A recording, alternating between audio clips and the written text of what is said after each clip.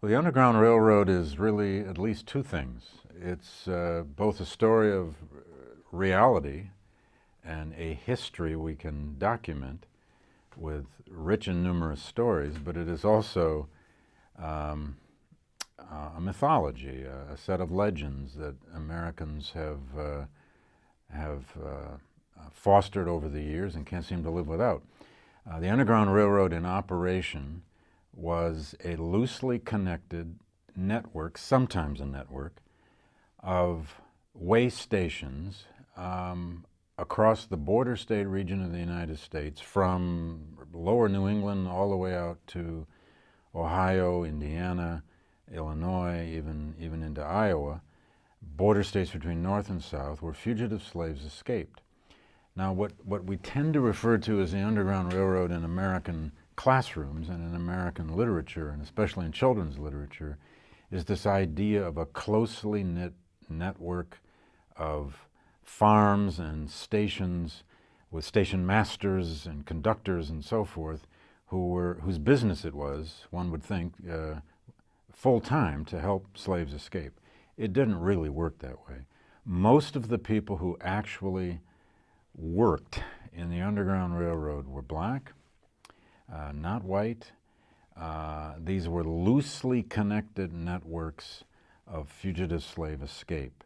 Now, we do know that in certain regions, such as southern Pennsylvania, parts of Maryland, parts of northern Virginia, and places in Ohio in particular, and even over into Indiana and Illinois, there definitely were houses and farms and places we can still name today that actually did house fugitive slaves and help fugitive slaves escape. However, in American folklore and in American legend and mythology, we have appropriated any number of sites and any number of places, from churches to farms to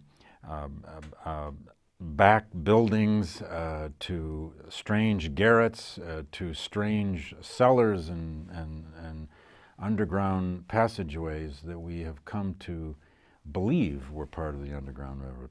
The biggest problem with the Underground Railroad in the United States is that it has become a deep mythology that especially people in the North need to believe in, because so many northern communities want to believe that there was a site or more sites, more than one site, in their community that helped fugitive slaves escape. If all of the places that claim to have been depots or sites on the Underground Railroad really were sites on the Underground Railroad, slavery wouldn't have even lasted until 1860. That raises the question of why we need the mythology of the Underground Railroad, and that's hard to explain briefly, but it is a nice way. It's a passage into the story of slavery and anti-slavery. It's a passage into our understanding of slavery that is sometimes gentler and sometimes more savory than it is to look at slavery itself.